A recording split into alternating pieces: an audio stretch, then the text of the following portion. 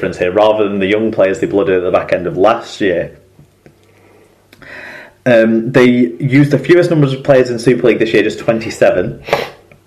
They were able to call on players in squad numbers 1 to 13 71% of the time on average. Right. So that means their first choice side is getting out there a lot. They're playing a settled side a lot. Their creative spine of Houghton, Snade and Shaw missed only 6 games combined, and their starting props of Taylor and Watts missed only 5 games combined. The only player that had any injury worries really was Gareth Ellis. They were a much better side when he played and missed him in that Super League semi-final. They won 71% of the 21 Super League games he was involved in, but only 50% of the 10 he wasn't.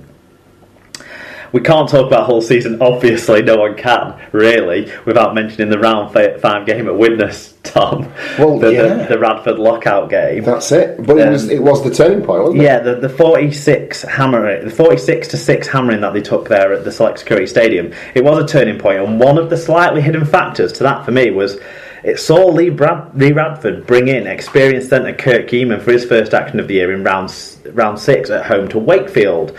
Whilst his individual stats this season put him around about average with Super League centre performers, he wasn't outstanding at all, and that's something intangible must have gone on, Tom, because when he got in the side, they went on a 5-game winning streak straight away. They went up from 7th in the table at the time when he joined the side to first in just over a 3-month spell where they only lost once. Of all the players that featured in more than half of the Super League games their side played this year, his 75% win success is in the top 5, it's 5th best. The side had a 46% better win ratio and a 12-point better points differential in games when he played, Tom, compared to games when he didn't. So with so many headline makers in the whole squad this year, his final year in black and white went a bit under the radar. Yeah, that's it. Well, I think you're right. I think that intangible thing is a point, coupled with this obvious decision to take ownership of their own performances that happened at Widnes, and this obvious decision as a group of players to not accept less of themselves.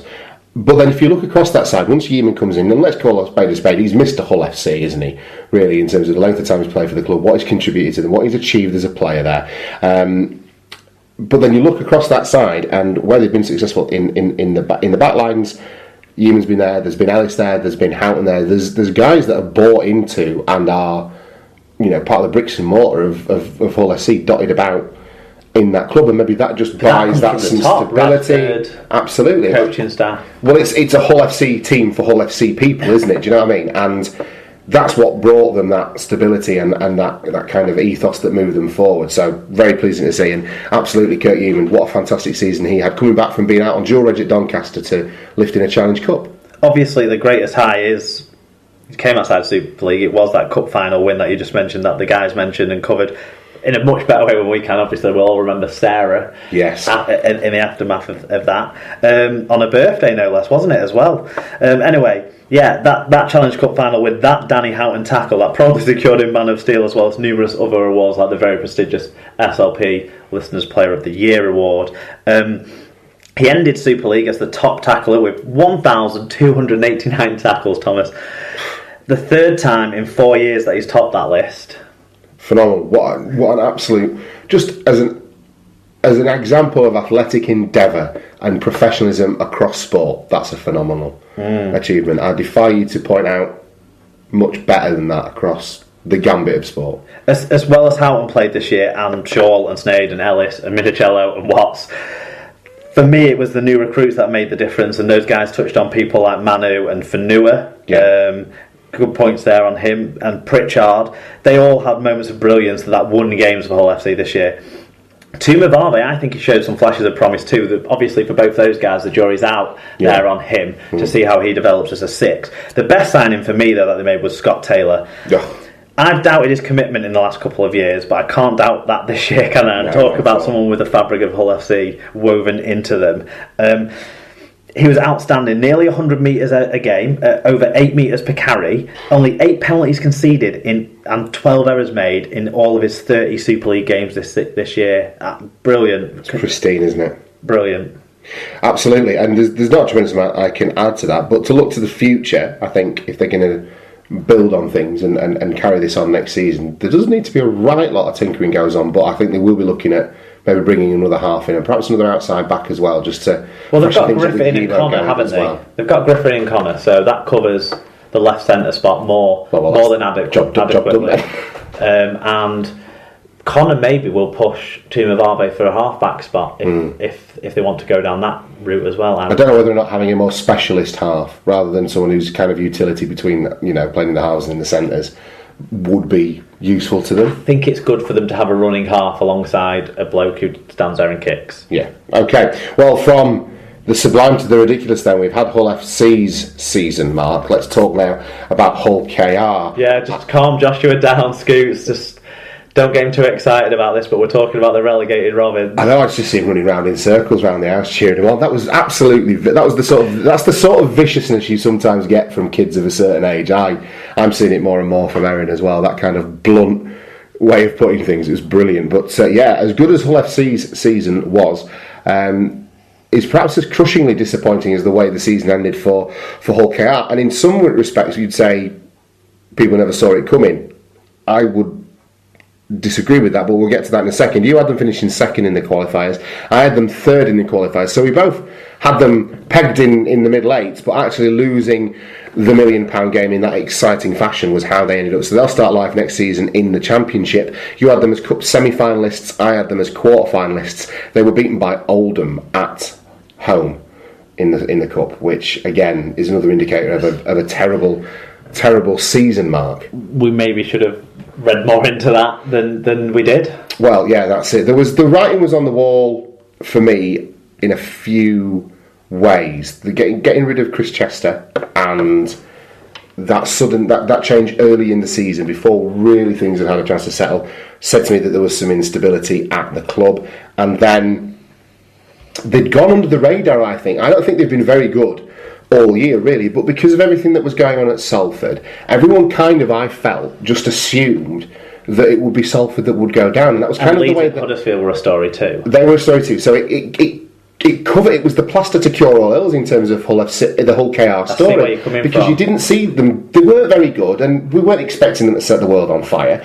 And because other teams were doing poorer than them or having a more high-profile time, you didn't really pay attention to it, and all of a sudden, they've got relegated, and I'm sat looking at it thinking, well, how has this been allowed to happen? Actually, they were beaten by a team that, on the balance of play, before any deductions had come into account, weren't really meant to be in the middle eight anyway, and it's not the biggest surprise in the world for me. The shocking way in which the game unfolded in that last few seconds was incredible sport, but actually, if you do the sums on Hull KR, it's not the biggest surprise in the world that they were in the position that they were in and have been relegated. Well, let's start at the end really with Hull KR as they become the first Super League side to fall foul of the new system and slip back into the Championship. It was after 10 seasons in Super League. Yeah. It almost seems irrelevant to look back over the stats from their regular season campaign now. Yeah. We all know that Campese missed large parts of it again. They were forced into emergency measures at Hocker 2 with, was it young George Lawler playing a lot of games? Lunt and Badebs have both missed chunks of the year. Yeah. What I perceived to be their weakness was almost their strength, as prop was the only position with any continuity and consistency this year. We've joked about Dane Tilton's attack and production since the end of the regular season, but actually his performances stacked up okay, I thought, to be completely honest. Although not quite as good as the new Judas, Adam Walker, who was at their top offloader to go along with 28 tackles and 107 metres per game. So he was a big contributor, so you can understand why they're so upset that he's gone from the club now. Well, yeah, but he's a Super League calibre player. And he's got the right to seek alternative employment as a result of them being relegated. So, probably look a bit closer to home than pouring scorn on Adam Walker, I would say. Ken Seo, he had a strong year, along with the centres Ian Thornley and Thomas Minns. I thought that was a good vote we had in the awards, actually, for underrated Thomas Minns. He scored me a lot of points in the dream team. You're a big fan of Thomas Minns, aren't you? I keep that under your file. You don't want to be broadcasting Ian Thornley's obviously gone to Catalan, but those players showed real strike power in the regular season and in the qualifiers, I thought. It wasn't just against the Championship opponents that they were able to run up some scores either in the qualifiers. They put over 50 points on both Wakefield and Castleford before the split. It was the same old problems that we've seen in recent years though, poor defence. The Robins gave up 27 points a game before the split and still managed to concede over 20 points a game in the middle eights. They ended the regular season as the third worst in tries per game conceded, which in a weird way is pretty good when you consider they allowed more tackle busts, clean breaks and metres per game than from their opponents than anyone else in Super League during the regular season. We know that they're already busy signing up a lot of the team that took them down. They will hope that their poor defensive ways don't get the same level of punishment in the Championship as they did in Super League. Tim Sheen's first job is tackle practice.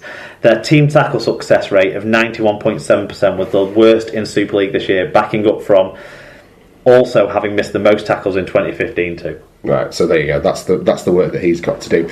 If I could offer some encouragement or a little tiny light at the end of the tunnel to Hull KR in some of your recruitment. Yes, you've got Danny Addy coming to play for you, but we'll gloss over that one. They also picked up a prop forward from Bradford Bulls called Mitch Clark, who's a player I've got a big rap round. He's got that bit of mongrel, he knows how to offload, he's young, and if he learns a bit from your director of rugby or whatever he's called these days, Scruton. Or even from Super Nick Scruton, just keep your hands off Alice.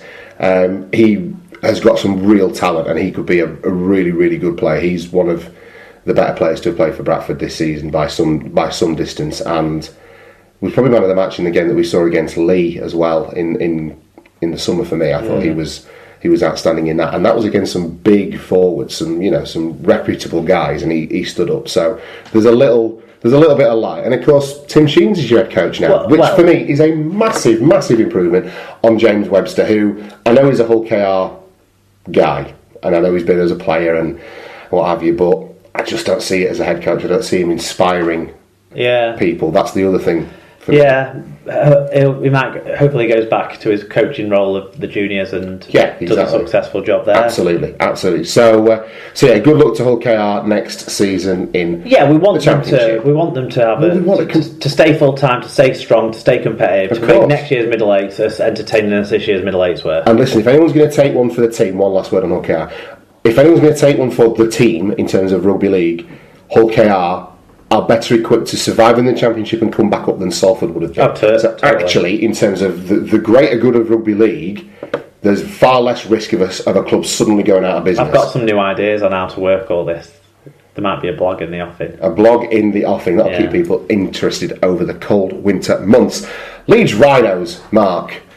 If you were going to take the last 9 weeks of the season, then their fans have got nothing to worry about and everything's fine. But really, it's been a terrible, terrible year to be a Leeds Rhinos fan, and this is a team that's failed to deliver on a number of fronts consistently, isn't it? I mean, the difference between your Huddersfield prediction and the reality was pretty funny. This is... Well, look, it was only marginally more ambitious than yours. You had them finish... I laughed when I read both of our predictions, but then... You had them finishing second, and I had them finishing top and winning the grand final. Now, they did finish top of the league, so... No, I can't even credit that, can I? They won the qualifiers. They did win the qualifiers. In the Cup, I had them as quarter-finalists. You had them as runners-up, so again, pushing the bar there. They were actually out in their first game against the Huddersfield Giants, wasn't it? Yes. In the Cup this year. At least you can't accuse the Bradford half of this podcast of being anti-Leeds. I couldn't have perhaps wished... if only I could only have gone further by saying that they do the treble again the year, didn't they? So, no, it all fell apart. And you got close to it. I did come quite close to giving them the treble. So we've got 3 fan reviews for the Rhinos. Let's hear those, shall we? Because there's some big names here. We'll start with Bob Phillips, we'll roll into Dom Hodgson, and then we'll finish off with, now then lads, Rich Wilkinson. Fantastic. Hello, my name is Bob, and I'm a Leeds Rhinos fan. Yes, this year's review for the Super League pod does sound like the start of Rugby League Fans Anonymous, because this year, as I joked on Twitter after the first game of the season, was #LeedsSlump2016. It was an almost year. It was not quite our year, and I have the distinct feeling that I could be a Warrington fan most years. You see, there was something that was attitudinally incorrect about the Leeds team this year. As I'd sort of thought I'd seen but didn't want to believe last year in the middle of the season when Sinfield didn't play and we sort of lost our rudder. We didn't know quite how to win anymore. That was how we were for much of the team. And yeah, mate, there were problems with flooding of the training, and there were lots and lots of injuries. But we never really managed to recapture that killer spark that brought in the 2015 treble. It was like we'd lost our